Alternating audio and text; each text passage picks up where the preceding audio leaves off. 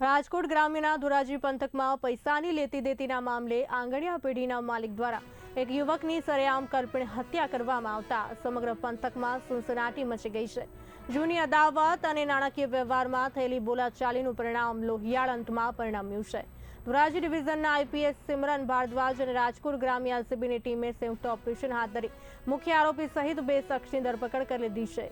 બીજી તરફ આ બનાવને પગલે આજે ધોરાજીમાં કોળી સમાજના લોકો મોટી સંખ્યામાં એકઠા થયા હતા અને ઉગ્ર વિરોધ પ્રદર્શન કર્યું હતું અને માંગ કરી હતી કે જવાબદાર વ્યક્તિને ઝડપી તેનું સરઘસ કાઢવામાં આવે। આપનું નામ?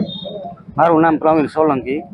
આજે તમે શા માટે અહીંયા એકઠા થયા? આજે અમારા સમાજ લેવલે એક છોકરાની હત્યા કરવામાં આવી છે। જે કોઈ આરોપી હોય તેની ઉપર કાયદેસર કાર્યવાહી કરે, જે કાયદા મુજબ કરવામાં આવે, કલમો જે ઉમેરવામાં આવે અને કાયદેસરની તપાસ કરવામાં આવે અને એમાં બાંધછોડ નહીં કરવામાં આવે। તેમજ તેમાં જે કાંઈ એફઆઈઆરમાં નામ બાદ કરવામાં આવ્યા હોય તો તેના ઉપર અજાણ્યા શખ્સો લખ્યા છે તો તેની પર કાયદેસર તપાસ કરી અને તેમાં તે અજાણ્યા શખ્સોને પણ ત્યાં હાજર કરવામાં આવે એવી મારી વિનંતી છે।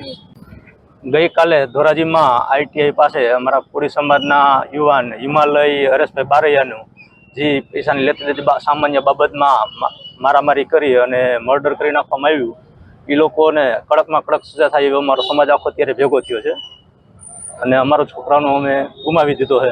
એટલે હવે પાછળ અત્યારે એના ઘરના નાની ઉંમરના પેટમાં પ્રેગ્નન્ટ છે, એટલે એને ન્યાય મળે અને અમારો સમાજની એવી માંગણી છે કે કડકમાં કડક સજા થાય। આમાં અમુકના નામ છે નથી, એને કેને બક્ષવામાં ન આવે, જીવ હોય એ કાયદેસર કાયદાનું પૂરેપૂરું કામ કરે અને કોઈને છોડવામાં ન આવે। અમારા સમાજની માંગણી છે। સમાજ એવું હોતી કે છે કે ગુનેગારો હોય એને અમે જાહેરમાં અમારે જોવા માંગીએ એટલે એનો વરઘોડો કાઢે એવી અપેક્ષા છે અમારી હંધાઈની। આખો સમાજ અમે એ કહેવા માંગીએ છીએ અને કોઈને બક્ષવામાં ન આવે, બરાબર છે? જે કોઈ હોય, નામ હોય કે ન હોય, આમાં જે સીસીટીવી ફૂટેજ છે જ ને અત્યારે રખડે જ છે અને એની ક્લિપ વાયરલ થઈ ગયેલી છે, કોણ કોણ છે, શું છે, એ જીવ હોય હંધાઈને સાથે છે એટલે હંધાઈ ગુનેગાર સમજીને એની